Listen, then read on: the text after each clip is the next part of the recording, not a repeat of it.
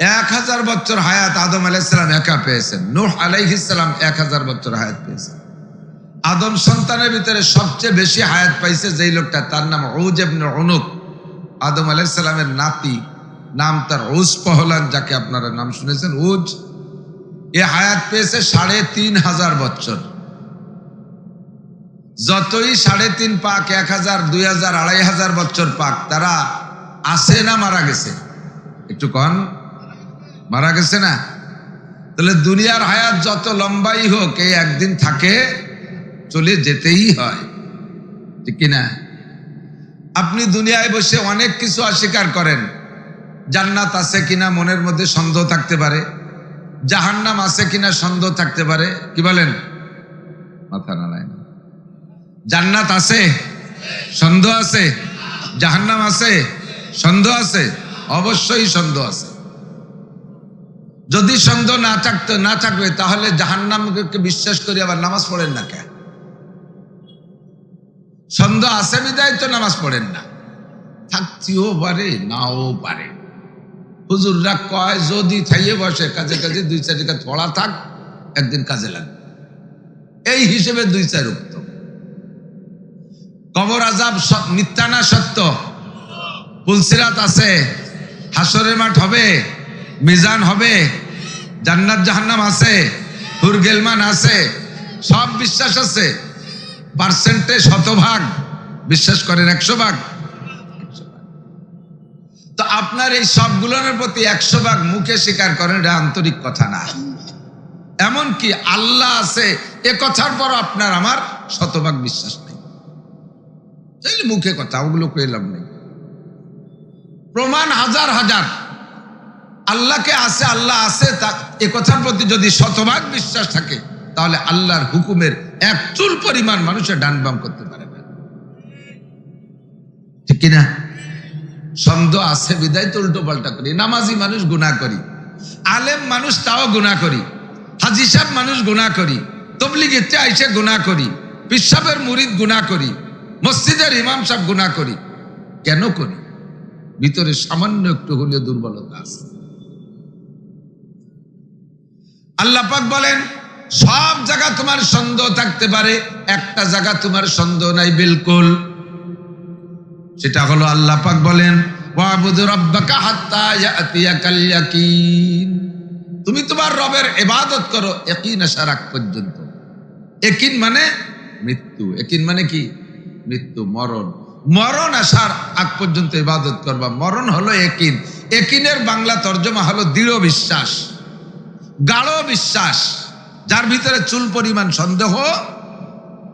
আপনি আল্লাহর প্রতি গাঢ় বিশ্বাস না থাকার কারণে আল্লাহ নাফরমানি করেন, আখিরাতের প্রতি গাঢ় বিশ্বাস না থাকার কারণে নাফরমানি করেন, কবর আযাবের প্রতি গাঢ় বিশ্বাস, দৃঢ় বিশ্বাস না থাকার কারণে আপনি নাফরমানি করেন।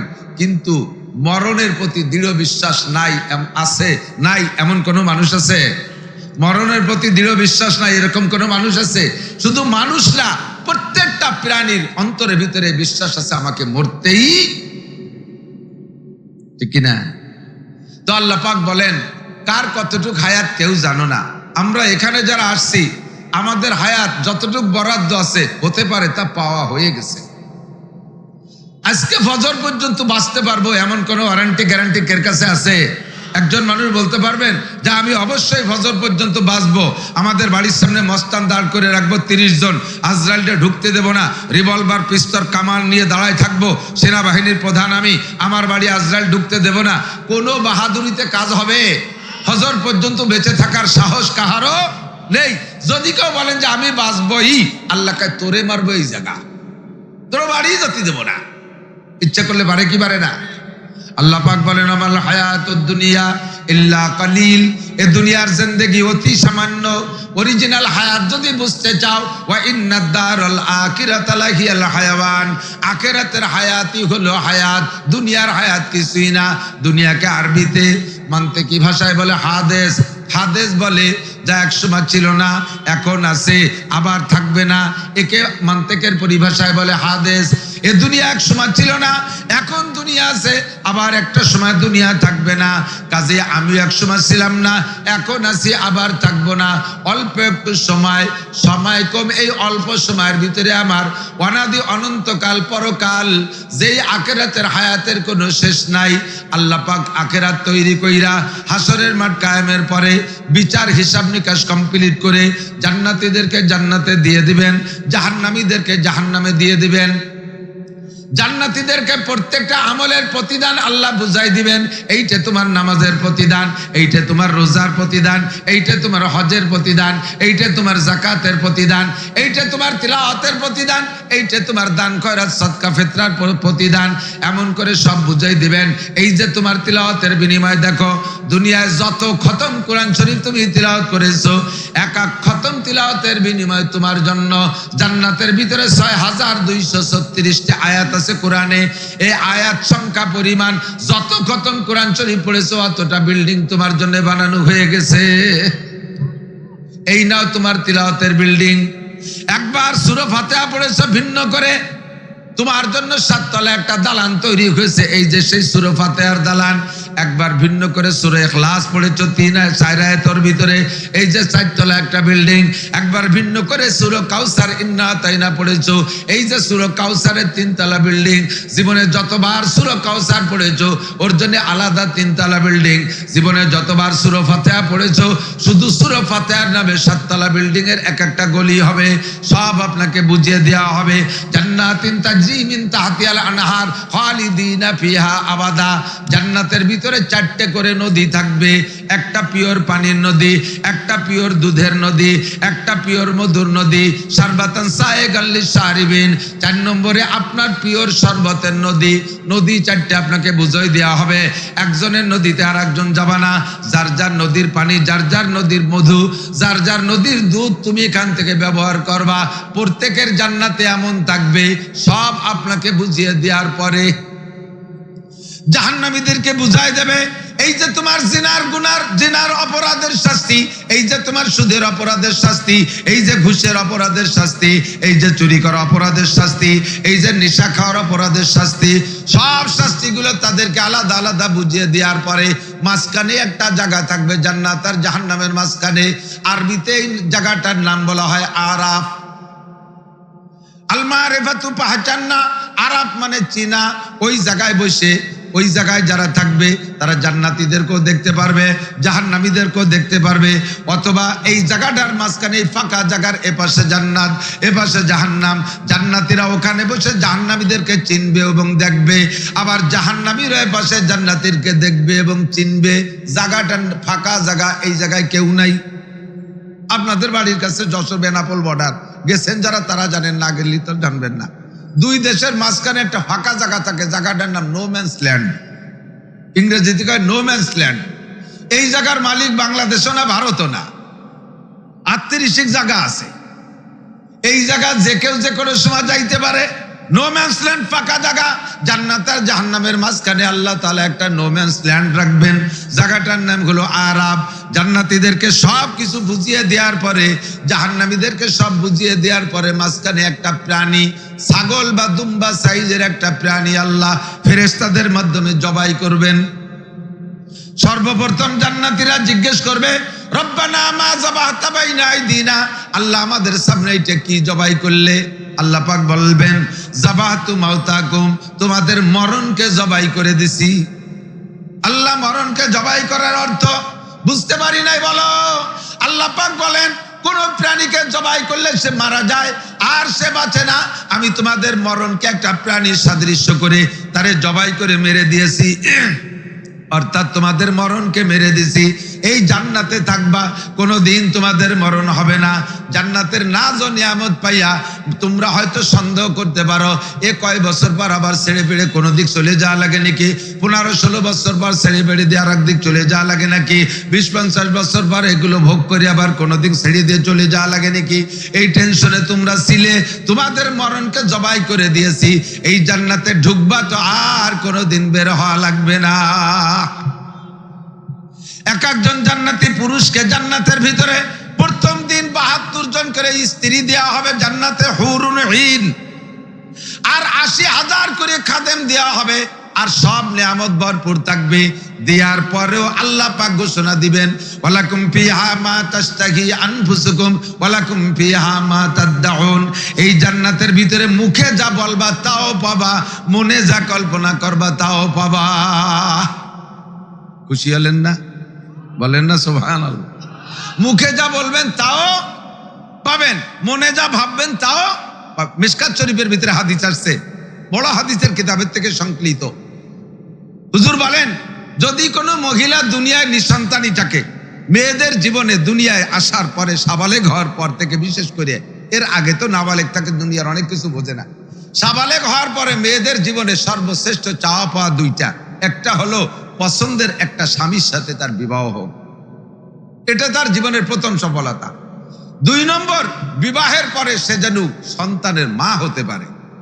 প্রথম দিক দিয়ে যদিও সন্তান নিতে চায় না, একটু কৃপণতা করে, যাক কিছুদিনের পরে দেখবো। এখন তো সন্তান যার যার নিজেরা নেয়। সাউন্ড কমে যাচ্ছে ভাই, মাইকে জোর পাচ্ছি না। এই ৬-৭ মাস ধরে চিল্লেছি, সেটা কি আর জোর আছে নাকি? আরো শেষিস দুর্বল। এই ভাই কত সুন্দর শাস্ত্র, উনি খালি বহি হুঙ্কার দিলে আমি মাইক দিয়ে চিল্লালে সেটা যাবে না। কাজে মাইকে জোর নালে হবে না। আল্লাহ আগে মানুষকে আল্লাহ দিত সন্তান, কতক্ষণ সন্তান কে দিত? আপনারা আমরা যারা বুড়ো হয়েছি, আমাদের আব্বাদের কাছে জিজ্ঞেস যদি কেউ করতো, চাচা ছেলে মেয়ে কয়টা, তাহলে কি বলতো বলেন তো? আল্লাহর মাল আল্লাহ ১২-১৩টা দেশে। মাল কার দেশে? কে? আল্লাহর মাল আল্লাহ ১২-১৩টা দেশে।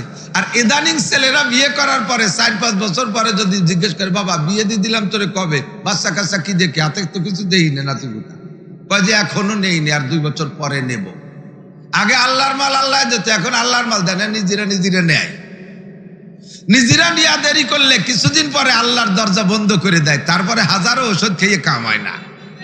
এ দেশ ও দেশ, কোন দেশে ইন্ডিয়া যেও ছেলে মেয়ে তালাশ করে পাবা না। মাদ্রাস যাওয়ার, চেন্নাই যাওয়ার, বোম্বাই যাও, কোন জায়গা যে পাবা না। সময় মতো নষ্ট করে ফেলেছে, গেট বন্ধ হয়ে গেছে। আল্লাহু আকবার। কোন মহিলা যদি বিবাহের পরে মা না হইতে পারে, তাহলে মহিলার মনের মধ্যে বিশাল অশান্তি। বাচ্চা গর্ভধারণ করা কষ্টের কাজ, গর্ভধারণ করে দীর্ঘ সময় বহন করে নিয়ে বেড়ানো প্রচুর পরিশ্রমের কাজ। সবচাইতে পরিশ্রমের কাজ হলো ডেলিভারি। মেডিকেল সায়েন্সের ডাক্তারদের গবেষণায় যেটা ধরা পড়েছে, ডাক্তাররা বলেন একজন পুরুষ যদি ৫০ বছর পরিশ্রমের কাজ করে, তার এই ৫০ বছরের পরিশ্রমের কাজকে একত্রিত করলে যত কঠিন হয়, একজন প্রথম মা, একজন মহিলা তার জীবনের প্রথম সন্তানকে নরমাল ডেলিভারি দিতে তার চাইতে বেশি কষ্ট হয়। এত কষ্ট সহ্য করতে রাজি, শুধুমাত্র সন্তানের পিছনে ঘুরে ঘুরে মা কয়ে ডাক দিবে। যত পরিশ্রম আর কষ্ট হোক না কেন, সন্তানের মা কয়ে ডাক দিলে মায়ের আর কোনো কষ্ট থাকে না। যদি কোনো মহিলা দুনিয়ায় নিঃসন্তানী হয়ে দুনিয়া থেকে চলে যায়, আর ওই মহিলা যদি আবেদা সালেহা দিনদার হয়ে জান্নাতি হয়, ওই মহিলা জান্নাতে যে যদি আল্লাহ পাককে বলে, রব্বুল আলামিন দুনিয়ায় আমি মা ডাক শুনতে পারি নাই, আমার মনের মধ্যে বড় অশান্তি, মনে বড় কষ্ট রয়ে গেল, একটু মা ডাক শুনতে পারলাম না। সন্তানে মা ডাকলে কেমন লাগে, একটু শুনতে ইচ্ছা হয়। এভাবে যদি ব্যক্ত করে, মুহূর্তের ভিতরে আল্লাহ পাক ওই মহিলাকে গর্ভধারণ করাইয়া দিবে।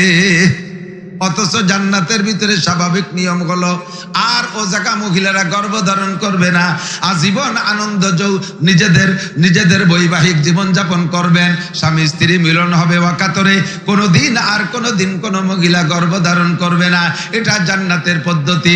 জান্নাতের ভিতরে গর্ভধারণ করি নাই, জান্নাতের ভিতরে আপনার পেশাব পায়খানা নাই, জান্নাতের মধ্যে ঘুম নাই, সব আছে কিন্তু এগুলো নাই।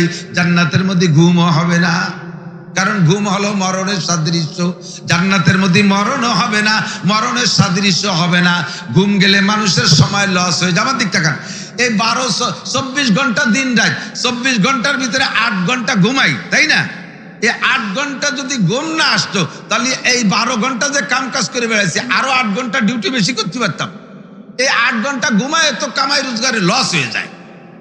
জান্নাতের ভিতর বিশাল নিয়ামত, আপনি 24 ঘন্টা ব্যবহার করবেন, ওর মধ্যে যদি 6-8 ঘন্টা ঘুমায় যান, নিয়ামত উপভোগ করতে আপনার টাইম লস হয়ে যাবে। এই জন্য জান্নাতের মধ্যে ঘুম হবে না, জান্নাতের মধ্যে পেশাব পায়খানা হবে না। যত খাবেন শুধু গাল গাল করে একটা ডেকুর ছাড়বেন।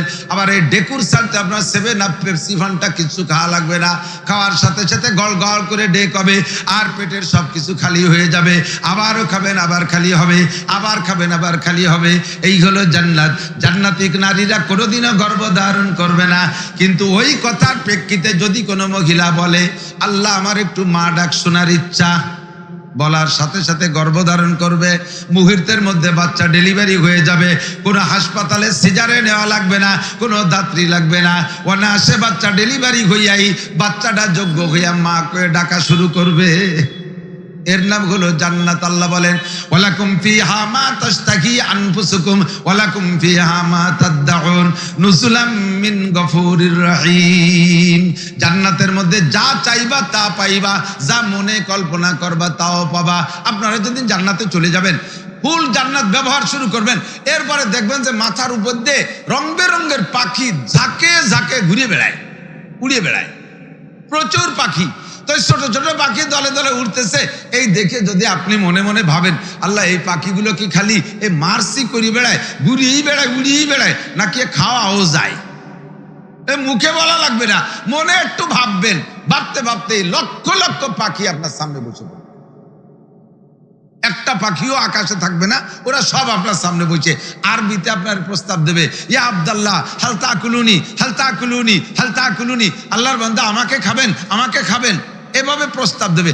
আপনি জীবন ভরে বাড়ি মুরগি পালেন, কোন মুরগি কি আপনারা কোনোদিন কইছে কাকা আর কতদিন এভাবে খাওয়াবেন, আমার এখানে জবই দিয়ে খাওয়া যায়? এ কয় কোন মুরগি? তখন কয়েক বাড়ি পার হয়ে চিল্লাতে চিল্লাতে মিছিল দিতে দিতে দৌড়বে, ঠিক কি ঠিক না?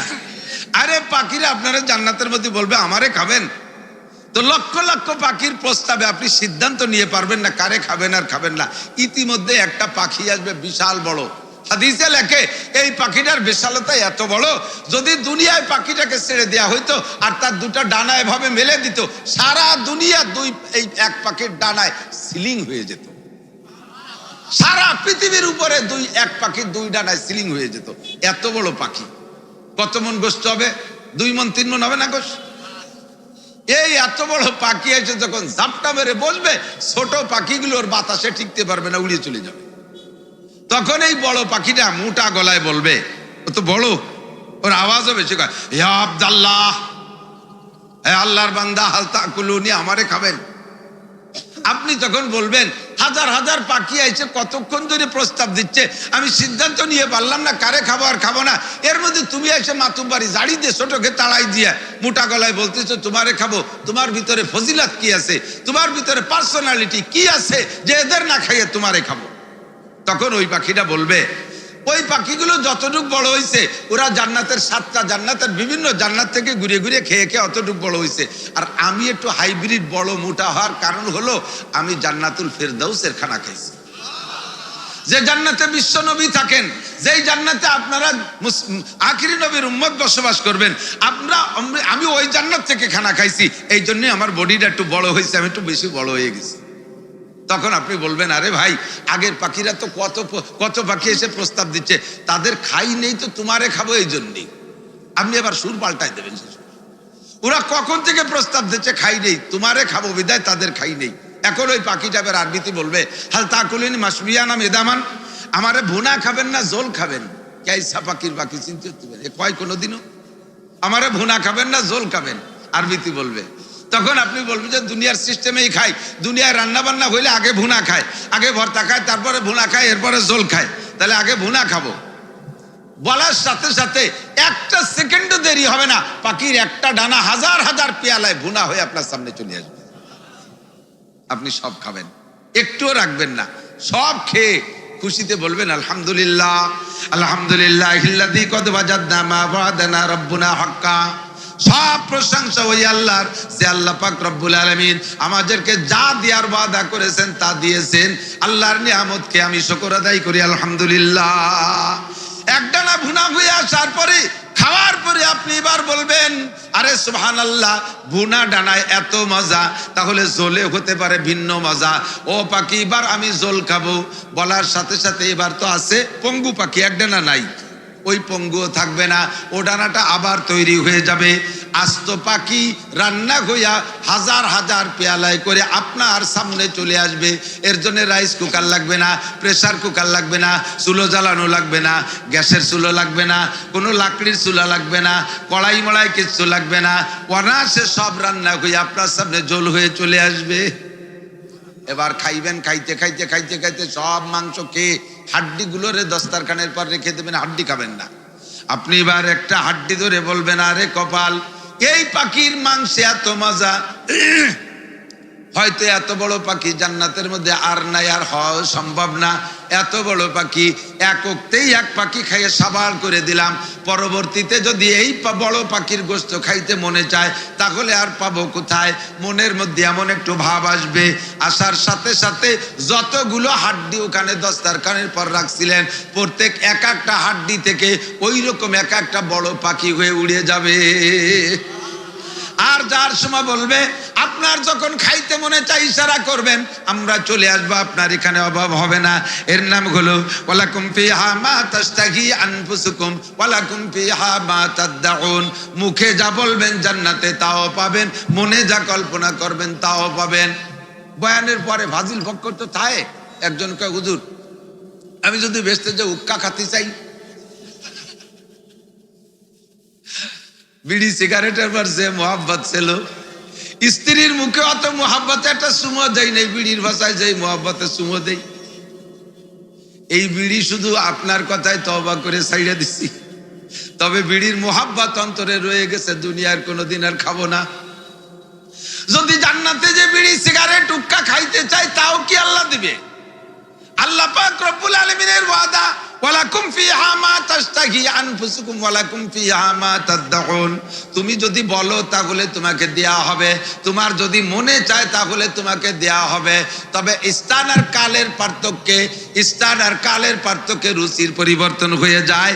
সেদিন তোমার জান্নাতের ভিতরে ওই মহিলারও গর্ভধারণ করার শখ হবে না, আর বিড়ি খাওয়া সিগারেট খাওয়ারও আর বিড়ি সিগারেট খাওয়ার শখ হবে না।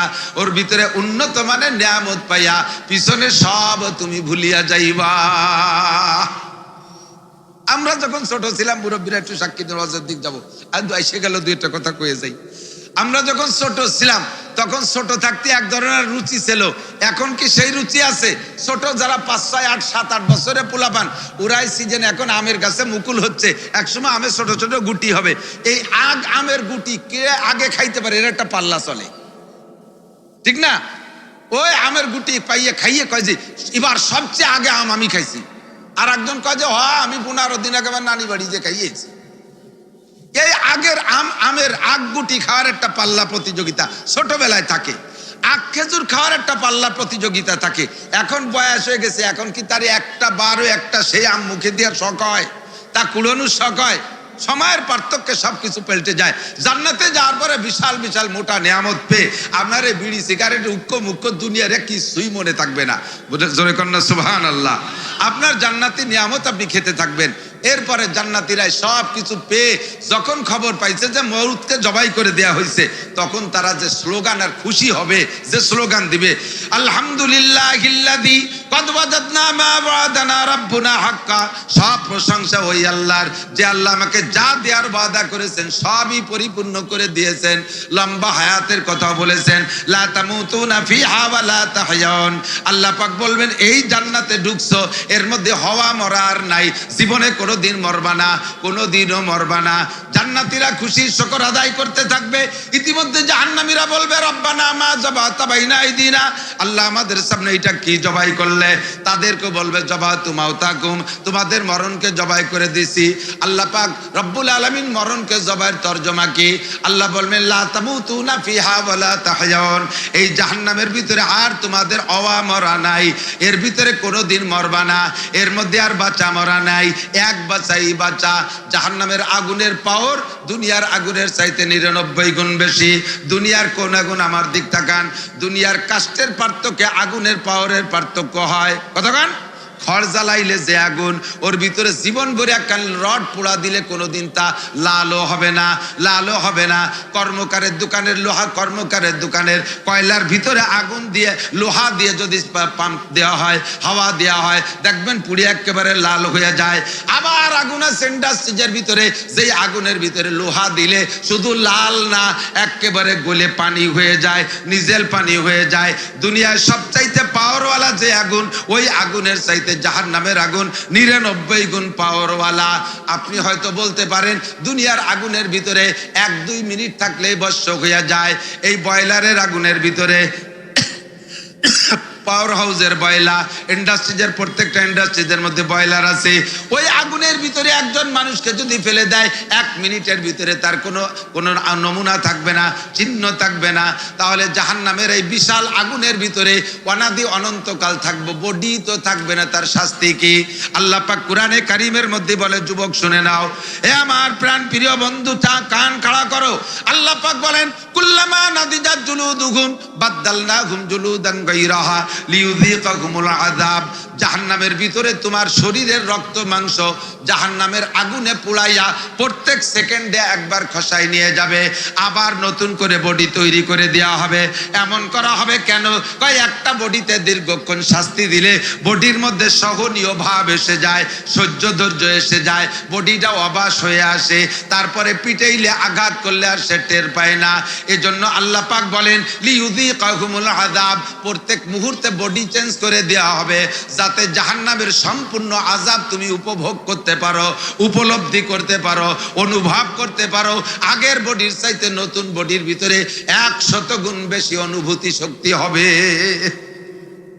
অনাদি অনন্তকাল এবার জাহান্নামীরা চিল্লানো শুরু করবে আর বলবে, রব্বানা আখরিজনা মিনহা ফাইন শিতা রব্বানা আখরিজনা মিনহা ফাইন উদনা ফাইন্না জালিমুন। আল্লাহ একটা বার তুমি বের করে দাও। পড়তে পড়তে অসহ্য হয়ে বলবে, রব্বানা আখরিজনা মিনহা, আল্লাহ একটা বার তুমি বের করে দাও। ফাইন উদনা ফাইন্না জালিমুন, যে অপরাধের কারণে আজকে জাহান্নামে পড়তেছি, এই অপরাধ যদি আরেকবার করি দুনিয়ায় যাওয়ার পরে, তুমি জালেম সাব্যস্ত করে যেই বিচার করবা কোনোদিন কথা বলবো না। রব্বানা আখরিজনা মিনহা, আল্লাহ একটা বার পাঠাইয়া দাও।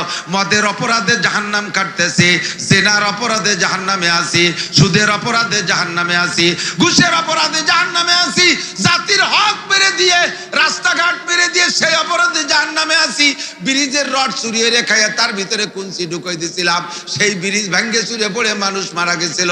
আল্লাহ সেই অপরাধে জাহান্নামে কাটতেছি, একটা বার তুমি বের করে দাও। আর যদি পুনরায় সেই অন্যায় করি, তুমি জালেম সাব্যস্ত করে যে বিচার করবে কোনোদিন আর কথা থাকবে না। এইভাবে চিল্লাইতে থাকবে কতকাল? এক ডাকে আল্লাহ জবাব দিবে না, 2 ডাকে আল্লাহ জবাব দিবে না, 100,000 বছরের জবাব দিবে না। ডাকতে ডাকতে 70 লক্ষ বছর পর্যন্ত একটাই আওয়াজ, আখরিজনা মিনহা আখরিজনা মিনহা, বের করো এখান থেকে, বের করো এখান থেকে। ফাইন উদনা ফাইন্না জালিমুন, আবার এই অন্যায় করলে জালেম সাব্যস্ত করে বিচার করবা। এই চিল্লানু চিল্লাইবা 70 লক্ষ বছর, এর মধ্যে আল্লাহ পাক একটা জবাবও দেবে না। 70 লক্ষ বছরের মাথায় গিয়ে আল্লাহ একটা জবাব দেবে। কত বছর? একটু বলেন কত বছর? 70 লক্ষ বছর পরে আল্লাহ জবাব দিবেন। জবাবটা আপনার পজিটিভ হবে না, জবাবটা হবে আপনার নেগেটিভ। আল্লাহ পাক বলবেন, ইকসাউ ফিহা ওয়ালা তুকাল্লিমুন। ইকসাউ, পড়ে থাক, ইকসাউ, পড়ে থাক, ওয়ালা তুকাল্লিমুন, আমার সাথে কোনো কথাই হবে না। আলাম ইয়াতিকুম নাযির, এ কপাল পোড়া, আলাম ইয়াতিকুম নাযির, আজকে আমারে প্রতিশ্রুতি দিচ্ছ, আর একটা বার তোমারে দুনিয়ায় পাঠাই দিলে তুমি পিসাব বুজুর্গ হয়ে আসবা। আলাম ইয়াতিকুম নাযির, তোমাদের সামনে কি আমার পক্ষ থেকে ভীতি প্রদর্শক যায় নাই? নবী রাসূলরা কি ওয়াজ করে নাই? উলামায়ে কিরাম কি বয়ান করে নাই? তাবলীগ ওয়ালারা কি যায় নাই? মসজিদের ইমাম সাহেব কি জুমার দিন বয়ান করে শোনায় নাই? উলামায়ে কিরামরা কি মাহফিলের মধ্যে বয়ান করে নাই?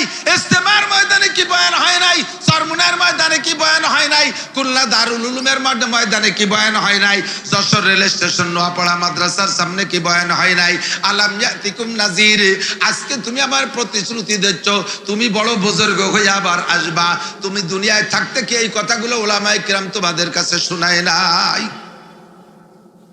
আপনি সেদিন মিথ্যে কথা বলার সুযোগ পাবেন না, সামনের পর বলতে বাধ্য হবেন ক্বালু বালা ক্বাদ জাআনা নাযীর। হাফেজরা আলেমরা সাক্ষী দেন কোরআন শরীফের আয়াত পড়ছি কিনা। তরজমা ভুল বললে এখনই মারে কান ধরে নামায় দিবেন। আপনি সেই দিন চিল্লায় বলবেন ক্বালু বালা ক্বাদ জাআনা নাযীর, আয় আল্লাহ আমাদের কাছে অনেক বক্তা গিয়েছিল, ফাকাদ্দাবনা ওয়া কুলনা মা নাযালাল্লাহু মিন শাই, তাদের কথাকে গ্রাহ্য করি নাই, বিশ্বাস করি নাই, অমান্য করেছি, ভাবছি এ কিছুই হবে না, মৌলবীদের দায়িত্ব তাই তারা বলে। এখন তো দেখি সব সত্য, কাজী রব্বানা আবসারনা ওয়া সামিনা ফারজিনা নামাল সালিহান ইন্না মুকিনুন। তখন তো দেখি নাই, শুনি নাই, তখন তো দেখি নাই, বুঝি নাই, এখন সব দেখতেছি আর শুনতেছি। আর একটা বার তুমি পাঠায় দাও, ফারজিনা আমাদেরকে পাঠায় দাও, নামাল সালিহান ইন্না মুকিনুন। এখন শতভাগ একই হয়ে গেছে, সব নেকামল করে আসবো, আর একটা বার পাঠায় দাও। আল্লাহ পাক বলবেন কাল্লা, আর হবে না। ও দোস্ত, এই জগতের সময় কতটুকু একটু বুঝে নেন, খেয়াল করেন, শুনতেছেন আপনারা? আখিরাতের জগতের টাইমের হিসাব আপনি একটু বুঝে নেন সংক্ষিপ্ত। এই জমিন থেকে না গায় না গা, যার যার দরকার সে একদম না গায়। এই জায়গাটা আজকে কিছুক্ষণের জন্য নেকির কারখানা, কথা কন। এ পাশে আকিস সাহেবের কারখানা আছে না, আরো অনেক ইন্ডাস্ট্রিজ আছে না, ওই সব জায়গা কি নেকি হয় না মাল হয়? মাল প্রোডাক্ট তৈরি হয়, ঠিক না? আর এই জায়গা কোনো মাল হবে না, মেশিনের পার্টস হবে না, কাশি কুদাল খুন্তা কুড়েল কিচ্ছু হবে না, কাপড় চুপড় হবে না। এই জায়গায় একটা মাল তৈরি হয়ে জায়গা, সে মালের নাম হলো নেকি। মালের নাম কি? নেকি কামাই করার জন্য আসছেন, অবশ্যই কেউ খাইতে আসেন নাই। আপনাদের খাবার দেওয়া হবে না, আপনাদের টাকা দেওয়া হবে না, বরঞ্চ আপনাদের পকেট কুড়ে নেওয়া হবে ইনশাআল্লাহ। পকেট খোলা রাখেন। এই জায়গায় আইছি নেকি কামাই করতে। হুজুর বলেন চালাক ওই লোকটা, আল কাইয়িসু মান দানা নাফসাহু ওয়া আমিলা লিমা বাদাল মাউত। চালাক জ্ঞানী বুদ্ধিমান ওই লোকটা যে কোনো নিজেকে নিজে দিনদার বানায়, আর যে কোনো কৌশল করে, যত চালাকি আছে কায়দা করে নেকিটা বেশি কামাই করা যায় কিভাবে, এই পথ অবলম্বন করে ওই লোকটা অরিজিনাল চালাক, ঠিক কিনা? আর বুকাকে মনে যা চাই তাই করে বলা, আজিজু মান আতবা নাফসাহু হাওয়াহা ওয়া তামান্না আলাল্লাহ। আর বুকা ওই লোকটা মনে যা চাই তাই করে, আর মাঝে মাঝে 2 কেজি জিলাপি দিয়ে একটা মিলাদ দিয়ে, সবে বারাতে মসজিদে 2 কেজি জিলাপি দিয়ে একটা মিলাদ দিয়ে বেহেশতের আশা করি বসে দেয়। সারা বছর নামাজ নাই, রোজা নাই, হজ নাই, যাকাত নাই, অজু নাই, গোসল নাই, পয় নাই, পরিষ্কার নাই, হালাল হারাম বাসা কোটা নাই, পাইকারি দরে গিলতিছে এক চাইটা, আর রমজানে যে 2 কেজি জিলাপি দিয়ে বেহেশতে কিনতে চায়। এর মতো আহাম্মক হতে পারে না। আপনি কি চালাক হতে চান না আহাম্মক হতে চান? আহাম্মক হতে চান না চালাক হতে চান? নবীর ভাষায় চালাক যদি হতে চান, তাহলে সহজে ইনকামের একটা ব্যবস্থা, যার সামনে যে ফাঁকা জায়গা আছে ওইটুকু যদি আগায় বসেন, ইকরামের নিয়তে 10 বছর ইতিকাফের নেকি দিয়ে হবে এক্ষুনি। যদি চালাক করে আসবেন, আর যদি বুকা আন তাহলে সরি বসে থাকবেন।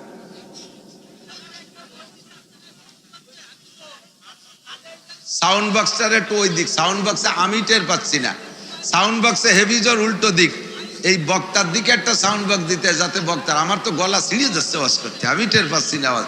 ওইটা আবার কান ফাটায় ফেলতেছে, ওইটার একটু ঘুরাই দেন, সাইড ঘুরাই দেন, অ্যাঙ্গেল করে দেন। আপনারা ওইটার মুড়াই দেন, ওই দিক মুড়াই দেন, অ্যাঙ্গেল করে দেন ওই দিক।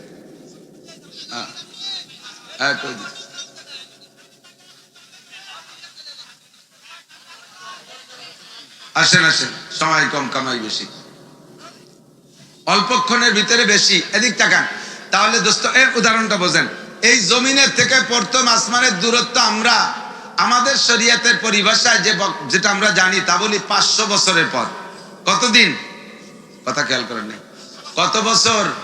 জমিন থেকে প্রথম আসমান কত দূর? 500 বছরের পথ। কিন্তু যানবাহন পরিবহনের নাম বলা নাই, শুধু বলছে 500 বছরের পথ। কোন কিসের 500 বছর? পায়ে হাঁটা, বাইসাইকেল, ভ্যান, নসিমন করিমন, কোন পরিবহনের 500 বছর? পরিবহনের নাম বলা হয়নি। হতে পারে পৃথিবীতে সর্বশ্রেষ্ঠ দ্রুতগামী যানবাহন যেটা তৈরি হবে তার 500 বছর পর। বর্তমানে রকেট সবচাইতে দ্রুতগামী, ঘন্টায় 32,000 কিলোমিটার যায়। এই রকেটটা জমিন থেকে ফ্লাইট করার পরে মঙ্গল গ্রহে যাইতে 6 মাস লাগে। ঘন্টায় 32 কিলোমিটার অবিরাম চলে, মাঝখানে কোনো তেলের পাম্প আর চার দোকান নাই যে ওই জায়গা খানিক দাঁড়ায় খাড়াই জুড়ে টিড়ে যায়। ও চলতেই দাঁড়িয়ে থাকে, তেল ফুরোয় যায়, জমিনের থেকে তেল পাঠায় দেয়। 6 মাস চলার পরে মঙ্গল গ্রহে যায়, ঘন্টায় 32,000 কিলোমিটার। এভাবে 500 বছরের পথ যেখানে যে দাঁড় হবে, প্রথম আসমান থেকে জমিন, জমিন থেকে প্রথম আসমানের দূরত্ব এতটুকু। পৃথিবীর চতুর্দিক দিয়ে মহা ফাঁকা, পৃথিবীর চতুর্দিক দিয়ে মহা ফাঁকা। বলা হয় শাহ আব্দুল হক মুহাদ্দিস দেহলভী রহমাতুল্লাহ বলেন, জমিন থেকে আসমানের এই মহা ফাঁকা যদি সরিষা দিয়ে ভরে দেয়, একটু খেয়াল রাখতে হবে, খুব ব্রেনে রাখতে হবে। জমিন থেকে প্রথম আসমানের এই বিশাল মহাকাশ ফাঁকাকে সরিষা দিয়ে গাদাইয়ে ভরিয়ে দেন, তাহলে কয়শো সরিষা হবে? এ গুনিয়ে ভরা যাবে? এই বিশাল সরিষা ভান্ডারের পাশে যদি একটা ফাঁকা মাঠ করে দেওয়া হয়, একটা ফাঁকা মাঠ, আর আল্লাহ তাআলা আখিরাতের দিন শুরু হওয়ার প্রথম দিন একটা পাখি মোতায়েন করে, পাখি তুমি এখান থেকে একটা করে সরিষা ওই মাঠে নিয়ে রাখো, এই বিশাল সরিষা ভান্ডার থেকে একটা করে সরিষা ওই মাঠে নাও। পাখি বলে আল্লাহ ডেলি কয় হাজার নেব? ডেলি কোনো হাজার নাই। তাহলে কতদিন পর পর? 1000 বছর পরে একটা সরিষা এখান থেকে নিয়ে ওই মাঠে রাখবা। কতদিন? 1000 বছর পরে একটা সরিষা এখান থেকে। আল্লাহ কয়টা নিয়ে থামিয়ে যাবে? সরিষা তো অসংখ্য, থামাথামি নাই, শেষ করতে হবে, থামাথামি নাই, শেষ করতে হবে। জান্নাতের দিন, জাহান্নামের দিন, আখিরাতের দিন শুরু হওয়ার পরে পাখিটা ওই সরিষা ভান্ডার থেকে একটা করে সরিষা এই মাঠ থেকে ওই মাঠে নিয়ে রাখবে। 1000 বছর পরে একটা, আবার 1000 বছর পরে একটা, এমন করে নিতে নিতে নিতে নিতে কোনো না কোনো দিন এই বিশাল সরিষা ভান্ডার শেষ হয়ে যাবে, তবু আখিরাতে জান্নাত আর জাহান্নামের দিন শেষ হবে না। এজন্য আল্লাহ পাক বলেন, আমাল হায়াতুদ দুনিয়া ইল্লা কলিল ওয়া ইন্নাদ দারাল আখিরাতা লাহিয়াল হায়াওয়ান। এই দুনিয়ার জিন্দেগি একেবারেই কম, মূল জিন্দেগি হলো আখিরাত। ও দোস্ত, আখিরাতে তোমার ওই বিশাল নিয়ামত কামাই করে নিতে হবে দুনিয়ার থেকে। ওই জান্নাতের ভিতরে যে বিশাল নিয়ামতের কথা বলা হয়েছে, এইটা ইনকাম করে নেবেন দুনিয়ার থেকে। এখন হায়াত আমার কম, অল্প সময়ের মধ্যে আমি কিভাবে এই আখিরাতে কামাই করে নেব? আল্লাহ নবী বলেন, তোমার জিন্দেগিতে 5টা মুহূর্ত আছে, এর এগেনস্টে 5টা তোমার বিপরীত মুহূর্ত আসবে। এই 5টা মুহূর্তকে যদি তুমি কাজে লাগাও, বিপরীত 5টা আসার আগে 5টার ভিতরে তুমি আখিরাতের সব নিয়ামত ইনকাম করে নিতে পারবা। 5টার ভিতরে 1 নম্বর হুজুর বলেন, ইগতানিম খামসান ক্বাবলা খামসিন শাবাবাকা ক্বাবলা হারামিক। তোমার হাতে, ডান হাতের 5টা পজিটিভ, বাম হাতের 5টা তোমার নেগেটিভ। আগে নেগেটিভ 5টা বুঝে নেন। 1 নম্বরে বার্ধক্য, 2 নম্বরে অভাব, 3 নম্বরে অসুস্থতা, 4 নম্বরে ব্যস্ততা ঝামেলা, 5 নম্বরে মরণ। যেই 5টা বললাম, এই 5টাকে আমার মনে হয় একজন মানুষও পছন্দ করেন না। বার্ধক্য কেউ পছন্দ করে না, কথা কন। বুড়ো কেউ হতে চায় না। বয়স হইতে হইতে যখন একটা দাড়ি পাইকে উঠছে, আয়নায় দেখি যে এই কোন একটা দাড়ি সাদা, তাড়াতাড়ি আয়না ধরে দাড়ি ডারে ধরে খোট্টাইন দিয়ে উঠে বেলাছি, বুড়ো হব না। মাথায় 3টে-4টে চুল পাকছে, মেয়েরে লাগাই দিছি, ময় চুল কটা উঠে ফেলা, বুড়ো অতি দিসনি আমারে। চুল পাকলি বুড়ো হয়, বুড়ো হলে চুল পাকে। বার্ধক্যের পছন্দ হয় না। যৌবনকাল বড় নিয়ামত, যৌবনকাল বড় আনন্দময়। এই যৌবনকাল সকলের ভালো লাগে, বৃদ্ধ কেউ হতে চায় না। বার্ধক্যের পছন্দ হয় না। হুজুর কয়, লম্বা একটা হায়াত পাইলে তোমার জিন্দেগিতে এই অপছন্দের একটা টাইম আসবে, বার্ধক্য। বার্ধক্য আসবে তোমার, বার্ধক্যে কিছুই করতে পারবা না। আর একটা তোমার অপছন্দের জিন্দেগি, সেটা হলো তোমার অসুস্থতা। অসুস্থতা, অসুস্থতার রোগ ব্যাধি কেউ পছন্দ করে না। কেউ কখনো মুনাজাতের মধ্যে বলে না, আল্লাহ এতদিন সুস্থ ছিলাম, আগামীকাল থেকে আমারে তুমি অসুস্থ বানাই দাও। আল্লাহ আমার ডায়াবেটিস হচ্ছে না কেন, মেহেরবানি করে একটু ডায়াবেটিস দাও। কেউ কয়? আল্লাহ গিরাম ভরে কত মানুষের কলেরা হলো, আমার একটু কলেরা হলো না, এ কেউ কয়? আল্লাহ সারা দুনিয়ায় লক্ষ লক্ষ মানুষ করোনায় মরলো, আমার একটা হেসি কাশি হলো না, আমার একটু করোনা দাও। কেউ চায়? কোনোদিনও চায় না। অসুস্থতা কেউ পছন্দ করে না। 3 নম্বরে অভাব অনাটন কেউ চায় না, অভাব কোনোদিন চাইবেনও না, অভাব কোনোদিন চাবেন না। সচ্ছলতা চাবেন, সচ্ছলতা চাবেন, অভাবকে পছন্দ হয় না। 4 নম্বরে ঝামেলা আর ব্যস্ততা কেউ পছন্দ করে না, ঝামেলা কেউ পছন্দ করে না। করেন করেন করেন, ঝামেলার টেনশন কেউ পছন্দ করেন না। 5 নম্বরে মরণকে কেউ পছন্দ করে না। বাঘেও মরতে চায় না, সিংহ মরতে চায় না। আরে বড় প্রাণী বাদ দেন, একটা পিপিলিকা পর্যন্ত মরতে চায় না। যাকের ভিতরে পিপিলিকা আছে, একটা পিপিলিকা মেরে দেবেন, দেখবেন বাকি পিপিলিকা গুলো যার যার কায়দায় পালানোর চেষ্টা করতেছে। মশাটা আপনার গায়ের থেকে রক্ত খাইতে আসে, তারে মারার জন্য হাত উঁচু করছেন, ও মরণে ভয় পেয়ে দৌড় শুরু করে, উড়ে যায়, যায় কি যায় না? মরণ সবার অপছন্দনীয়। নবী পাক বলেন, তোমার আখিরাতের বিশাল নিয়ামত ইনকাম করার জন্য দুনিয়ার অল্প একটু হায়াতের ভিতরে 5টা মুহূর্তের কাজে লাগাও। এবে নেগেটিভ 5টা আসার আগে 1 নম্বরে শাবাবাকা কাবলা হারামিক। এ আমার যুবক বন্ধুরা, তোমরা তাকাও। 1 নম্বর, তোমার যৌবনকালী হলো তোমার ইনকামের আসল সময়। বৃদ্ধ হয়ে গেলে যেমন দুনিয়াও ইনকাম করা যায় না, বৃদ্ধ হয়ে গেলে তেমন আখিরাতে ইনকাম করা যায় না। যৌবনকালে ইচ্ছা করলে তুমি প্রচন্ড শীতের রাত্রে, শেষ রাত্রে রাত 2টা 3টার সময় ঘুম থেকে উঠা তোমার গোসল ফরজ হইছে, অথবা ওযু প্রয়োজন যাই আছে, ঠান্ডা পানি দিয়ে ওযু গোসল যা দরকার কইরা তুমি সামান্য একটা পাতলা জামা গায়ে দিয়া ফজর পর্যন্ত দাঁড়িয়ে দাঁড়িয়ে তুমি তাহাজ্জুদের নামাজ পড়তে পারো, ইবাদত করতে পারো। খালি গায়ে তুমি পাতলা একটা জামা গায়ে দিয়া, চাদর কোট কিছু লাগে না, তুমি শীতের রাত্রে মসজিদে যে ফজরের জামাজে অ্যাটেন্ড করতে পারো। ঠান্ডা বরফের মতো পানি দিয়ে তুমি ওযু বানাইতে পারো। বৃদ্ধ 80 বছরের বুড়োদের দ্বারা তা সম্ভব না। গরম পানি দিয়ে ওযু বানাইয়া 1 হাত ধোয়ার পরে সেই হাতে মুছিয়ে জ্যাকেটের মধ্যে না ঢুকাইয়া আর 1 হাত ধুতে পারে না, কতক্ষণ? তারপরও টিটটির করে কাঁপতে থাকে। আল্লাহু আকবার। 2টে 3টে ল্যাব দিয়ে ঠেসে ধরে রাখে, তারপরও বুড়ো গরম হয় না। রুম হিটার দিয়ে আগুন তা দিয়ে তারে গরম করা লাগে। এই বুড়ো মসজিদে যে নামাজ অত রেগুলার পারে না।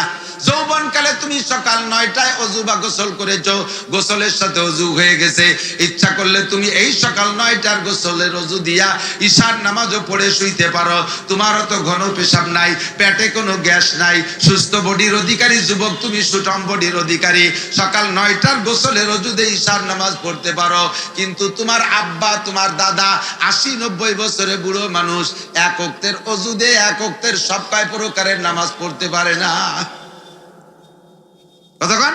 বুড়ো যারা আছেন তারা সাক্ষী দেন, যুবকরা বুঝতেছে না। বুড়ো মানুষ ওযু বানাইয়া জোহরের নামাজ পড়তে, জোহরে 3 প্রকারের নামাজ না, প্রথম 4 রাকাত সুন্নাত, এরপরে 4 রাকাত ফরজ, এরপরে 2 রাকাত সুন্নাত। ওযু বানাইয়া যাইয়া কোন মতে আগের সুন্নাত 4 রাকাত পড়ছে, এর মধ্যে দেখে 5 মিনিট সময় আছে, তলপেটে কামড় দিয়েছে, তলপেট চিবে ধরে বের হয়ে চলে যাচ্ছে। কাকা নামাজ পড়বেন না? বড় কারে কেমন কঞ্জন ঠেকতেছে, ওযু ছুটি গেল নাকি? বাইরে যে পেশাব করে আইসে ওযু বানাইয়া আবার ফরজটা পড়া সালাম ফিরানোর সাথে সাথে তলপেট চিবে ধরে আবার বের হয়ে যাচ্ছে। কয় কাকা সুন্নত পড়বেন না? কয় না, সুন্নত পড়বো, ওযু বানাই আসি। মনে হয় ওযু ছুইটা গেছে। 1 ওয়াক্তের 3 প্রকারের নামাজ পড়তে 3 বার ওযু বানানো লাগে। আর যৌবনকালে 1 ওযুতে 3-4 ওয়াক্ত নামাজ পড়া যায়। কাজেই তোমার আখিরাত ইনকাম করার মূল্যবান সময় হলো যৌবনকাল। এ যুবক, তুমি ইচ্ছা করলে এই যশোর খুলনা থেকে বাইসাইকেল চালাইয়া ইজতেমা অ্যাটেন্ড করতে পারো। আবার ইজতেমাতে আইছে তুমি বাইসাইকেল চালাইয়া চরমুনার ময়দানও যাইতে পারো। কিন্তু বুড়ো মানুষ 70-80 বছরের বুড়োরা ইজতেমায় গাড়িতে করে নেছে, পায়খানায় যাওয়ার আগে লুঙ্গি নষ্ট হইয়া যায়, জায়গা বিছান পাটি নষ্ট করে নয়, ওনাদের দ্বারা এসব জায়গা যাওয়া সম্ভব না। যৌবনকালে হজে যাইয়া আরাফাতের থেকে মুজদালিফা, মুজদালিফাতে থেকে জমরা শয়তান মারা, সেখান থেকে মক্কায় যে 7টা তওয়াফ করে সফা মারওয়া সাই করার পরও তোমার শক্তি অবশিষ্ট থাইকা যায়, পায়ে হেঁটে তুমি সব করতে পারবা। আর 70-80 বছরের বুড়োরা গাড়িতে যায় একদিনে সব কাম করতে পারে না। কাজেই তোমার আখিরাতের এই বিশাল নিয়ামত ইনকাম করার মূল্যবান সময় যৌবনকাল। दर जवानी तौबा करदन सेवाए पैगम्बरिस वक्त पीरी करके जालिम मी शवत परहेजगार। বুড়ো হয়ে গেলে রয়্যাল বেঙ্গল টাইগারও বুজুর্গ হয়ে যায়। আমি কয় বছর আগে শরণকুলা গেছি, তো 2 দিন মাহফিল দিনের বেলা রয়ে গেছি, বললাম যে চলো যে একটু সুন্দরবন দেখি আসি। সুন্দরবন দেখতে যাইয়া ও জায়গা ছোট্ট একটা নদী, বাঁশের শাখো 4 আছে, 4 পারে উপর সুন্দরবন, 4 পার হবে, এর মধ্যে যে দেখি 4 গোড়ায় উপর মুরব্বী একটা বসা, বাঘেরটা বেশি দেখেই আমার কাম হয়ে গেছে। কাজ যে বাঘ দেখতে যাব তা দেখছি যে তো আর যার কায়দা নাই, বাঘ সারের একটা মানে 5-7 হাত দূরে বসা। ওরা কয় হুজুর ওই বাঘটা একটা সপ্তাহ এই জায়গায় এসে বসে আছে, কোনো দিক যায় না, খায় যে কি শিকারও করে না, বসে বসে আল্লাহ বিল্লে করে। ওই বাঘটা বৃদ্ধ হয়ে গেছে, আগে জাম করলে সামনের দিক 22 হাত যাইতো, এখন জাম করলে পিছনের দিক 3 হাত পিছয় যায়, সেটুকু উঠতে পারে না। কাজী বুজুর্গ হয়ে গেছে, পিসাবের কাছে মুরিদে তসবিহ তাহলিল করে। আরে দরজাবানি তওবা করদান সেবায়ে পয়গম্বরি, যৌবনকালে তওবা করা, যৌবনকালে নিজেকে দিনদার বানানো, এটা হলো নবী আম্বিয়া আলাইহিমুস সালামদের স্বভাব। যেই যুবক যৌবনকালটারে ইবাদতের মধ্যে কাটাইলা, নবী পাক বলেন শাবুন নাশাফি ইবাদাতিল্লাহ, এই যুবকদেরকে আমি নিজে হাতে কোলের মধ্যে বসাইয়া হাউজে কাউসার পান করাইয়া, হাসরের মাঠে কলিজারে ঠান্ডা করাইয়া, হাত ধরে আরশে আজিমের নিচে বসাইয়া দেব। ও যুবক, নামাজ পড়লে এখন, তবলিগে গেলে এখন, মাদ্রাসায় পড়লে এখন, জিকির করলে এখন, পীরের কাছে মুরিদ হইলে এখন, বৃদ্ধ হয়ে যে সবকিছু করবা, এই প্রতিশ্রুতি আল্লাহকে দিও না। 1 নম্বর, তুমি বৃদ্ধ হতে পারবা কিনা তার ঠিক নাই। বুড়ো হওয়ার আগেই তুমি চলে যেতে পারো, কথা কোন ঠিক ঠিক না? আর তুমি বুড়ো হইলে এগুলো তো কিছুই করতে পারবা না। এই জন্য শাবুন নাশাফি ইবাদাতিল্লাহ শাবাবাকা ক্বাবলা হারাবিক, যৌবনকাল রে কাজে লাগাও বার্ধক্য আসার আগে। আমার যুবতী মা ও বোনেরা, যৌবনকাল রে কাজে লাগাও। ইবাদত করলে এখন তুমি রাত 2টা থেকে 3টে 4টে 5টা পর্যন্ত দাঁড়িয়ে তাহাজ্জুদ পড়তে পারো, তার প্রমাণ আছে। পড়তে পারো, এই শক্তি তোমার আছে, তার প্রমাণ। গত 3-4 বছর আগে মেসি আর নেইমার ফুটবল খেলা গেল, বিশ্বকাপ খেলা গেছে না? ও সব খেলা কি বেলা 2টা থেকে 3টে 4টে পর্যন্ত হতো? সারা রাত 2টায় খেলা, 3টায় খেলা, সন্ধ্যা থেকে ঘুমাই নাই ওই খেলার অপেক্ষায়। এরপরে দাঁড়াইয়া 90 মিনিট 100 মিনিট খেলা তুমি দাঁড়ায় দাঁড়ায় দেখছো, কতক্ষণ? প্রমাণ করে তুমি পারো। কাজেই তোমার কাছে আমার দাবি, যৌবনকালটা ইবাদতের মধ্যে কাটাও, নবীদের স্বভাব। 2 নম্বরে সিহাতাকা ক্বাবলা সুকুমিক, আপাতত আপনারা শারীরিকভাবে কেমন আছেন একটু বলবেন? বলবেন না আলহামদুলিল্লাহ? না হুজুর, ডায়াবেটিস 22, গ্যাস্ট্রিক, আমি স্ট্রোকের রোগী। যত রোগী বলেন না কেন, আপনার যতটুকু রোগ আছে তা সহ আপনি মাঠে আসতে পারছেন। এই রোগেই আর একজন হাসপাতালে জীবনের শেষ নিঃশ্বাসের অপেক্ষায় আছে, আছে না নাই? স্ট্রোকের রোগী মাঠে আসছেন, আর একজন স্ট্রোকের রোগী মরার জন্য আর কখন চলে যায়, আইসিইউর মধ্যে রয়েছে। আপনি ডায়াবেটিসের রোগী মাঠে আসছেন, আর একজন ডায়াবেটিসের রোগী কখন নিঃশ্বাস চলে যায়, আইসিইউতে আছে। তার সামনে আমরা ভালো, সুস্থ, অসুস্থ না সুস্থ আছি? কেমন আছেন আপনারা? হুজুর বলেন সিহাতাকা ক্বাবলা সুকুমিক, তুমি আর আল্লাহরে লোভ দিও না যে ভালো সুস্থ হয়ে অনেক কিছু করব, সুস্থ হয়ে অনেক কিছু করব। অনেকে কই ভাই নামাজ কালাম একটু পড়েন, কয় যে হ্যাঁ নামাজ পড়বো, একটু ঠিকঠাক হয়ে একটু ভালো হইয়ে তারপরে শুরু করবেন। কিছু আকাম আছে, এগুলো আকাম থেকে সেটি শুটিয়ে গোছায় গোছায় একবারে শুরু করবে। এই কথাটা কেমন কথা কন তো? একজনকে বলা হয়েছে তুই এই যে অসুস্থ বাড়ি শুয়ে রয়েছে, একটু ডাক্তার যেতে পারিস না? কয় যে একটু সুস্থ হইয়ে তারপরে যাবানি ডাক্তার, একটু সুস্থ হইয়ে তারপরে ডাক্তারের কাছে যাবে। তাই আর কেতে যাবি? সুস্থই যদি হতে পারলি তা ডাক্তারের কাছে যাবি কেন? নামাজ হলো চিকিৎসা, নামাজ হলো ডাক্তার। এই নামাজ যেতে পারে ভালো করবে, আর তুমি একটু ভালো হইয়ে তারপরে নামাজ পড়বা। নামাজের নাম কি? ইন্নাস সালাতা তানহা আনিল ফাহশাই ওয়াল মুনকার। আল্লাহ কয় নামাজে নামাজিকে সব অন্যায় থেকে ফিরায়, আর তুমি অন্যায় থেকে ফিরার পরে নামাজে যাবা, এইটা তুমি কোনোদিন পারবা না। ঔষধ খাওয়ার পরে সুস্থ হবা, সুস্থ হয়ে ওষুধ খাবা কি জন্য? কাজেই তুমি ঔষধ খাওয়ার আগে যেমন সুস্থ হতে পারবা না, নামাজের আগেও তুমি ভালো হইতে পারবা না। সিহাতাকা ক্বাবলা সুকুমিক, রোগ থেকে রোগী হওয়ার আগে, অসুস্থ হওয়ার আগে সুস্থতারে মূল্যায়ন করো। অসুস্থ হইলে কিছুই করা যায় না, কতক্ষণ? সুস্থ অবস্থায় নামাজ কালাম পড়ো। একটা 20 ফুড়াওয়ালি বেকা হয়ে পড়ে থাকবা। আরে মসজিদি দেখেন, মসজিদি এখন নামাজ পড়ে। আমাকে ছোটবেলায় এত চেয়ার ছিল না মসজিদে, চেয়ার চেয়ার চেয়ার, মসজিদে চেয়ারম্যান বেরিয়ে গেছে না? চেয়ারম্যান সারা ইউনিয়নেতে ভোট দিয়ে একটা চেয়ারম্যান বানাই, আর বিনি ভোটে মসজিদের সামনে 2 কাতার চেয়ারম্যান। এক চেয়ারম্যানটা ভোট দেওয়া লাগে না। হ্যাঁ, চেয়ারে নামাজ এসে গেলে একটু কয়ে যাই, চেয়ারে নামাজ কেন পড়ে? অসুস্থ তাই তো পড়ে।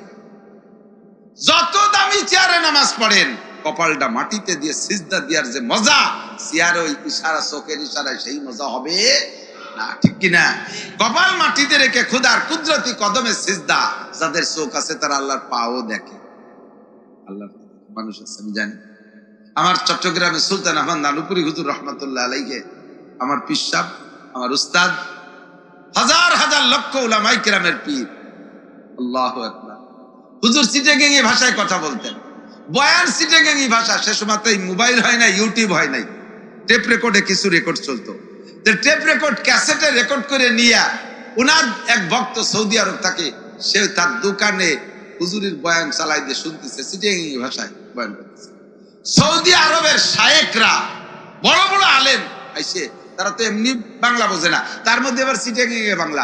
চিটাগাঙ্গে বাংলা তো আমাকে যশোর এলাকার ফেরেশতারাও টের পাবে না কি হয়। সেই যশ সৌদি আরবালারা ওই শুনে মানে হাজার সাহেব, মানে হাজার সাহেব, এই সাহেব কে? ওই যে আমাদের বাংলাদেশের সাহেব, ইনি আরা, আমি দেখবো। যদিও তার বাংলা বুঝতেছি না, কিন্তু তার কণ্ঠের মধ্যে নূর পাচ্ছি, তার আওয়াজের মধ্যে একটা নূর, যেই নূর সৌদি আরবের মধ্যে পাই না। ইনি আরা আইসে দেখে কোনো কথা নাই, সুলতান আহমদ নানুপুরীর কাছে বায়াত হয়ে গেছে। আমি বললে অতিরঞ্জিত হয়ে যেতে পারে, কারণ যে যারে পছন্দ করে সে তার ভক্ত হয়ে থাকে। কুল্লু হিজবিন বিমা লাদাইহিম ফারিহুন, প্রত্যেকে আলাদা আলাদা ভাবে যার যার রুচি নিয়ে চলে। আমি জিন্দেগিতে বাংলার জমিনে যত আলেম উলামা পীর দেখেছি, আমার সুলতান আহমদ নানুপুরী হুজুরকে যেমন দেখছি সেরকম আর কেউকে দেখি নেই। বরঞ্চ যারাই হুজুরকে দেখছে তারা বলতে বাধ্য, ওরকম হুজুরের পরে আর ওরকম কেউ দেখেনি।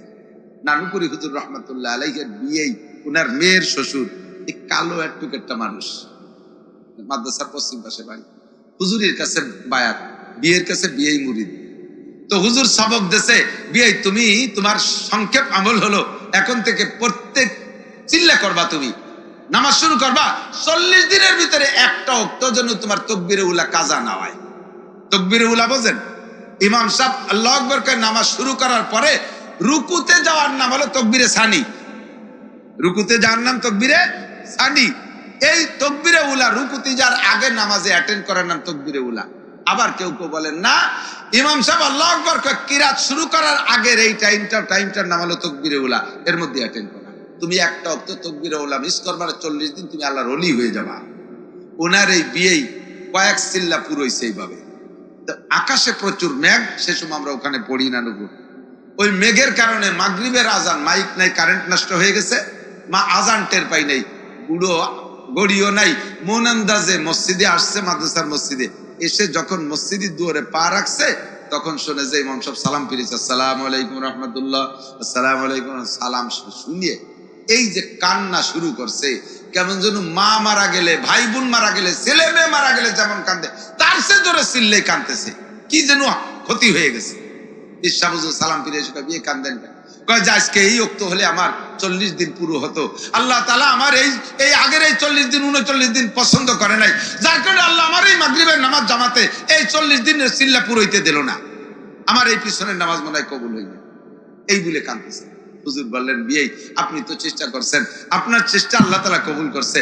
আপনি নামাজে যদিও ফেল করে থাকেন, জামাত পান নাই, আপনাকে আল্লাহ তাআলা এই জামাত পার নেকি দিয়ে আপনার সিল্লের নেকি দিয়ে দেবে, চিন্তা করে না পড়েন। যার নামাজ পড়িয়ে আসেন, মসজিদে ঢুকাই দিচ্ছে নামাজ পড়তে, নামাজ পড়িয়ে কাঁদতেছে, আরো বেকায়দা কান্না, খুব বেশি কাঁদতেছে।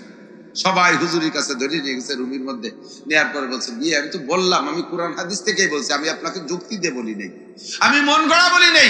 আপনি জামাত না পাইলে আজকে জামাতের নেকি পাইছেন, কারণ আল্লাহ বলে ওয়াল্লাযীনা জাহাদু, যারা আমার রাস্তায় আমাকে পাওয়ার চেষ্টা করে, আমি তাকে লানাহদিয়ান্নাহুম সুবুলানা, আমি তারে পথ দেখাই দেব। আপনি চেষ্টা করছেন, পেয়ে গেছেন, কোনো ভয় নেই, এখন কান্দেন কেন? তখন যে সবাইরে বের করে দেন, কেন কান্দি বলবো? প্রথম বলতে চাই না, মূর্খ মানুষ তো, বড় আলেম উলামা বারা এগুলো এরকম কিছু প্রমাণ হইলে উনি এগুলো হজম করে বলে না। বড় বড় ফিকির যারা, সাধারণ মানুষ, অশিক্ষিত মানুষ, উনি পাইছে তো তা না বলতে পারলেও ভালো লাগতেছে না। তবে সবাইরে বের করে দেন, সবাইরে বের করে দেন। রুমের মধ্যে বলতেছে, বিয়ে আমি যখন নামাজে দাঁড়াইছি কাঁদতে কাঁদতে, তখন আমি প্রথম রেখাতের সিজদার ভিতরে আমি দেখি আল্লাহ পাক রব্বুল আলামিন তার কুদরতি পা আমার সামনে বসায় দিয়েছে, আমি আল্লাহর পায়ের উপরে সিজদা দিছি। আল্লাহ, যার চোখ আছে সে দেখে, আইরে কপাল মন্দ, চোখ থাকি কি অন্ধ, চোখ নাই তাই দেখি না। এ কথা বললে এক শ্রেণীর মানুষের ভিতরে খারাপ লাগে যে হয় এত বড় বুজুর্গ হয়ে গেছে। আমরা মাটিতে সিজদা দেই, কপাল মাটিতে লাগায় সিজদা দিয়ে ইবাদতের যে মজা, চেয়ারে বসে ইশারা ইঙ্গিতে সে মজা কোনোদিন পাওয়া যাবে? কোনোদিনও পাওয়া যাবে না।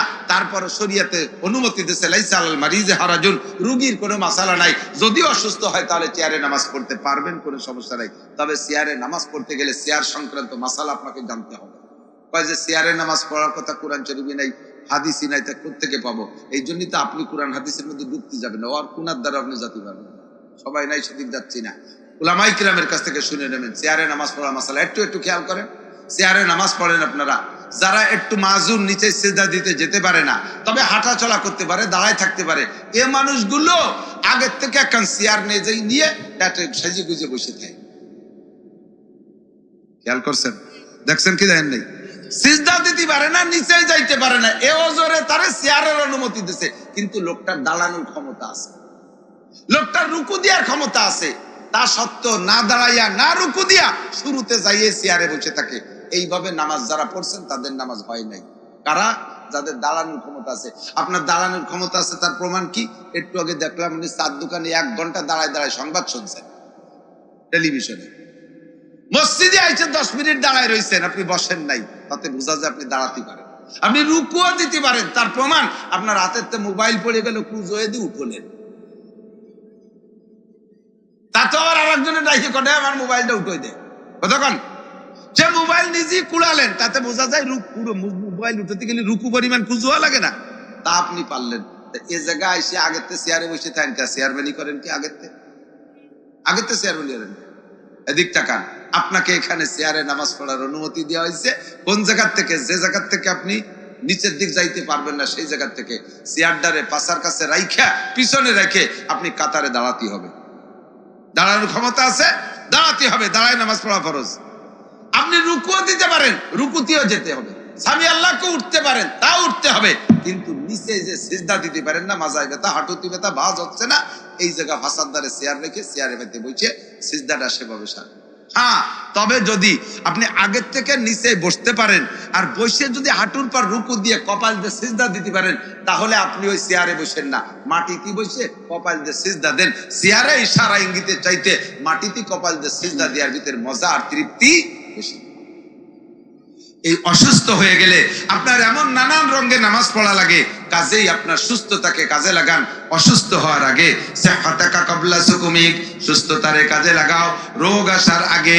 3 নম্বরে আমার দিক তাকান, ফেরাগাকা ক্বাবলা শুগুলিক, ফেরাগাকা ক্বাবলা শুগুলিক।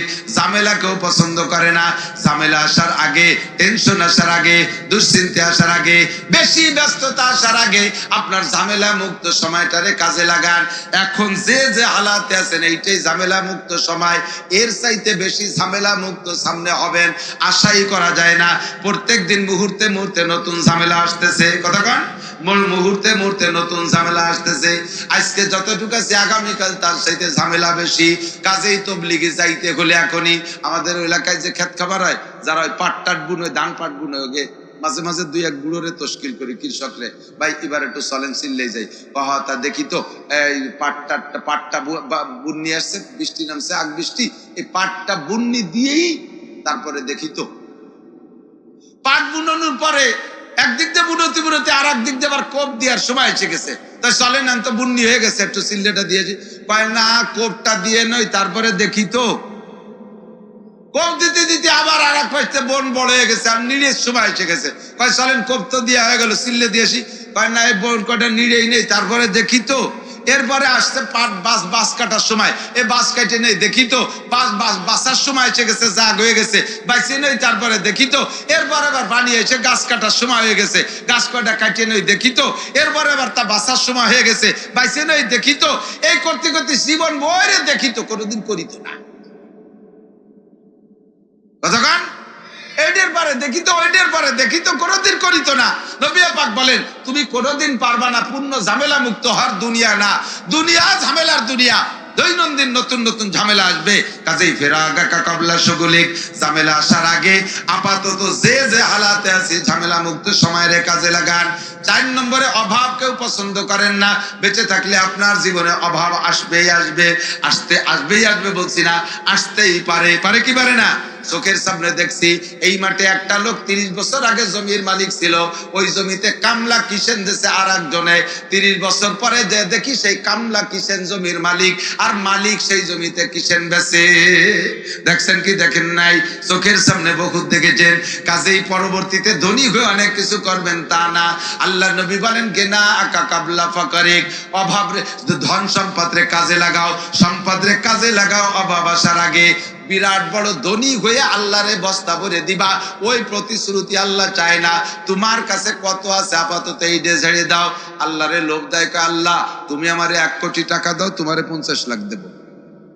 একজন রাস্তা দিয়ে আটতিছে, 30-40 মাইল সামনে আইটিছে, তুমি পয়সা নাই। আটতি আটতি কদ্দূর আইটি শেষ হয়, কষ্ট হয়ে গেছে, আল্লাহ যদি 5টা টাকাও পাতাম তাহলে একটু ভ্যানে যেতে পারতাম। কদ্দূর আগে যে দেয় যে একটা 5টার কয়েন সিক করতেছে, উঠে আল্লাহ তুমি এত তাড়াতাড়ি দোয়া কবুল করো, তা জানি তো শুরুতেই দোয়া। টাকা সাত দিয়ে দিছে। 5 টাকা যে ভ্যানে যাওয়ার পরে পয়সা ফুরে গেছে, ভ্যানেলা নামাই দিয়েছে, সামনে আরো 30 কিলোমিটার রয়েছে। আল্লাহ চাইলেই জন দাও, তুমি আমার 100টা টাকা দাও, তোমার আমি 5টা দিয়ে দেবো। তুমি 100 টাকা দাও, তোমারে 5 টাকা দেবো। একটু আগে যে দেয় যে 1,000 টাকা, উঠে গুনিয়ে দেয় যে 95টা। আল্লাহ তুমি বিশ্বাস করলে না, তোমার 5 টাকা দিছে। হাতে দিয়ে দেখতে আমি দিতাম কি দিতাম না। আল্লাহ কয় তোমারে চিনি বাটপার, 1 কোটি টাকা তোমারে দিলে তুমি মসজিদে 50 লাখ দিবা, মাদ্রাসায় 50 লাখ দিবা। বোঝেন আমার দিক থেকে সমীকরণ মিলেন। 1 কোটি টাকা থেকে 50 লাখ টাকা দেয়া মানে কত পার্সেন্ট দেবা? 50% না অর্ধেক, তাই তো? 1 কোটি টাকা আমারে দিলে আমি 50 লাখ টাকা দেবো। আমার কাছে তো 1000 টাকাও নাই, আমি 1 কোটি টাকা বিশাল কিছু মনে করতেছি। 1 কোটি টাকা দিলি 50 লাখ দিয়ে দেবো, তারপরে তো 50 লাখ থাকতেছে। এই যে 2 কেন ট্রাক কিনে রাস্তায় চালালি খাই দিয়ে বাঁচতে পারবে। আমি এই লোভে আল্লাহরে কইছি, আল্লাহ 1 কোটি টাকা দিলে তোমারে 50 লাখ দেবো। আল্লাহ কয় 50 লাখ মানে কি? কত? কয়লা 50%, অর্ধেক। তোমারে 1 কোটি টাকা দিলে তুমি আমারে 50 লাখ টাকা দিবা। এর প্রমাণার্থে আপাতত আজকের পকেটে কয় টাকা আছে গুনে দাও দি। যদি ওর অর্ধেক দিতে পারো আজকের মাদ্রাসায়, তাহলে বুঝবো যে 50% দেওয়ার যোগ্যতা তোমার আছে। পকেটেতে বের করে দে 2,000 টাকা নোট। ওরে আল্লাহ, দিয়ে 1000 টাকা নোটের থেকে 50% কত? 1000 টাকা না? এই 1000 টাকা তোমার দেওয়ার কথা বলছে আল্লাহ। যদি তুমি 2000-এর 1000 দিতে পারো, তাহলে বোঝা যাবে 50%। আরে দোস্ত, 2000-এর থেকে 1000 টাকা দেওয়া যত সহজ, 1 কোটি টাকা থেকে 50 লাখ টাকা দেওয়া অত সহজ না। কথা কয় না? 1 কোটি টাকার থেকে 50 লাখ টাকা দেওয়া অত সহজ না। 200 টাকার থেকে 100 টাকা দেওয়া সহজ যত। কারণ 200 টাকার থেকে 100 টাকা 50%, 2000-এর 1000-ও 50%, 1 কোটির 50 লাখও 50%। কিন্তু 1 কোটি থেকে 50 লাখ টাকা দেওয়া যত কঠিন, 2000-এর 1000 টাকা দেওয়া অত কঠিন না। তুমি এই 2000 পকেটে থাকলে ওইতে 1000 বের করে এই জায়গা দাও, তাহলে বুঝবো যে তোমার 1 কোটি দিলে তুমি লাখখানিক দিতে পারবা, 50 লাখ না। শহরতলিতে একটু জায়গা 50 লাখ টাকা 25 লাখ টাকা দিয়ে রাইখা, আর 25 লাখ টাকা রে ওই জায়গা একটু কাজে লাগাইছে। ছোট মোটো একটা টিন শেড অল করে একটা ঘর বানাইছে, 3 ইউনিট। 3 ইউনিট ভাড়া দিলে 3 ইউনিটেতে 3-10-কে 30,000 টাকা পায়। বুড়ো কালে ছেলে মেয়েরা কি দেবে না দেবে, 3 ইউনিট একটা বিল্ডিং বানাইয়া তা ভাড়া দিয়ে সেখান থেকে মাসে মাসে 30,000 টাকা পায়। এই যে বুড়ো জীবন শেষ পর্যন্ত বেঁচে থাকতে পারে, চলে। এটা সচেতন বুদ্ধিমান মানুষ, ঠিক কি ঠিক না? আর অনেকে আছে আইসে 50 লাখ টাকার ব্যবসা বাণিজ্য ইডা উডা করে টরিয়ে খালি এত ইয়াকের হই টরিয়ে রাস্তায় শেষে বিক্রের থালাতে নিয়ে বেরোয়। এটা বোকা। আপনি এই সিস্টেমে কাজ করলে জীবনে কোনোদিন অভাব হবে না। সেম কোয়ালিটি নবী পাক বলেন, তুমি নামাজ পড়ো, রোজা রাখো, হজ করো, যাকাত দাও, ভালো কাজ যা করো, এর বিনিময়ে আল্লাহ তাআলা তোমাকে দুনিয়ায় সুখে শান্তিতে খাওয়ায় রাখতেছে।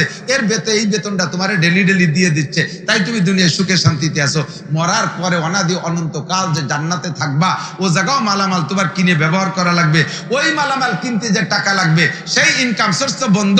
ইজা মাতাল ইনসান ইনকাতা আনহু আমালুহু, মানুষ মারা গেলে তার সব আমলের দরজা বন্ধ হয়ে যায়, তোমার আয়ের সোর্স সব বন্ধ হয়ে যাবে। কিন্তু তুমি 3 ইউনিটের একটা বিল্ডিং যদি খুলে রেখে যেতে পারো, ওখান থেকে তোমার আমলনামায় নেকি যেতে থাকবে। 3 ইউনিটের একটা বিল্ডিং, 1 নম্বরে সাদকায়ে জারিয়া, 2 নম্বরে ইলমিন ইনতাফাউ বিহি, 3 নম্বরে ওয়ালাদিন সালিহিন ইয়াদুলা। 3 ইউনিট বুঝতেছেন তো? আপনারা আমার কথা কি বুঝতেছেন? সময় কমিয়ে গেছে বিদায় একটু চাবানু ছাড়া দমাদম গিলিয়ে দিচ্ছে, কান কাটা রাখতে হবে। 3 ইউনিটের বিল্ডিং মনে আছে তো? 3 ইউনিটের বিল্ডিং থেকে ভাড়া আসতে থাকবে। নবী পাক বলেন 3 ইউনিটের একটা বিল্ডিং হলো, সম্পদ থাকতে এটা কাজে লাগাও। 1 নম্বরে সাদকায়ে জারিয়া, সাদকায়ে জারিয়া। আরে ভাই, আল্লাহর রহমতে আমার পরিবারের ভিতরে দোয়া মুনাজাত করার লোকের অভাব নেই। আমার আল্লাহ আমার দাদি নানির ওলিয়া ওলাদের ভিতরে খুব পর্যাপ্ত ব্যবস্থা করে। বিশেষ করে আমার মার ওলাদের ভিতরে, আব্বার ওলাদের মধ্যে আমরা 4 ভাই হাফেজ মৌলানা। আমার 5টা ছেলে মেয়ে হাফেজ, আর 1 বছর পর এটা একটা মৌলানা বের হবে। আমার ভাই বিটা সব আলেম উলামা। আমাদের গোষ্ঠীর মেয়েরাও হাফেজ আলেম। আমার পরিবারের। আমাদের দোয়া মোনাজাত করতে কোনো হুজুর ডাকা লাগে না। প্রয়োজন হলে বিচারে শুয়ে রয়েছে, যার যার যে আনে আছে শুয়ে শুয়ে মিলাদ পর সকালে জিলাপি কিনে খাবো। আমাকে মিলাদ পড়তে মৌলভী ডাকা লাগে না। আমরা জালালি খতম পড়তে করে হুজুর লাগে না। সদস্য কম না, আমারই 7 ছেলে মেয়ে, ভাই বিরাদার বেটা ভাইয়ের বেটা দিয়ে তা 20-র উপরে চলে গেছে। আর মৌলভী জালালি খতম পড়তে তো 10-12 জন নিয়েছে, আমরা তার চেয়ে বেশি আছি সদস্য। আমরা এভাবে ইবাদত বন্দেগী আল্লাহর রহমতে রেগুলার করি। আব্বা মার জন্য যথেষ্ট নেকি। আর আমি তো বক্তা মানুষ, সারা বাংলাদেশে ওয়াজ করি, প্রত্যেকটা মাহফিলে হাজার হাজার মানুষ যে মোনাজাত করি। সর্বপ্রথম মোনাজাতে আমার গুনাহ মাফ চাওয়ার পরেই আমি আমার আব্বা মার জন্য আগে করি। সব বক্তারই আল্লাহ আমার গুনাহ মাফ করে দেন, আব্বা মা দাদা দাদি এই জায়গা থেকে শুরু করি, ঠিক না? তাহলে আমি দৈনন্দিন আমার আব্বা মার জন্য কালেকশন করতে তালে আছি। এরপরে আমার একটা হিসাব, এই যা কালেকশন করতেছি এটা কি হবে না হবে আল্লাহই ভালো জানে। আমি আমার জন্য এবং আব্বা আমার জন্য 3 ইউনিটের একটা বিল্ডিং আমি করে যাব। তাই জীবনের ইনকামের থেকে আল্লাহর ফজলে যা নগদ ইনকাম করি তার অর্ধেক না গেলে 1/3, 3 ভাগের 1 ভাগ আমার মাদ্রাসা আল্লাহর রহমতে দায়িত্ব তালে থাকে। বোর্ডিং এ চাউল নাই, কিনে দিতে হবে। উস্তাদদের বেতন নাই, আমার দিতে হবে। আমার নিজের বেতন 4 বছরে 19 লাখ টাকা বাকি হয়েছে। এই 4 বছরে 28 লক্ষ টাকা মাদ্রাসায় দেওয়া হয়ে গেছে। এটা রিয়ার জন্য বলছি না, একটা কথা বোঝানোর জন্য, গল্প দেওয়ার জন্য না, যে আপনি ইচ্ছা করলে এগুলো করতে পারবেন। পয়সা আল্লাহ দেশে নিয়ে যেতে পারবেন না, চলে যাবেন। আপনি নামাজ কালাম পড়তেছেন, কবুল হচ্ছে কিনা জানি না। আপনি মোহাব্বতের সাথে একটা সদকায়ে জারিয়া, 3 ইউনিটের একটা বিল্ডিং এর 1 নম্বর ইউনিট সদকায়ে জারিয়া। আমার মাদ্রাসার মসজিদের কাজ শুরু করছি, লাগছে 35 লাখ, 10 লাখ টাকা আমার গেছে। শুকর আদায় করছি, আল্লাহ আমার তৌফিক দিয়েছে তাই দিয়েছি। হেফজখানা করছি 23 লাখ টাকা দিয়ে, তার ভিতরে 11 লাখ টাকা কালেকশন হয়েছে, আর বাকি 12 লাখ টাকা আমার গেছে।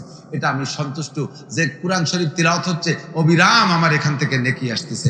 আমি তো তিলাওয়াত করতে পারি না, আপনাদের যাদের তৌফিক আছে, আজকে মাদ্রাসার হেফজখানার দোতলার পিলার গুলো দাঁড়ায় রয়েছে, দেখেন ওই পিলারের মাথায় ছাদ নাই।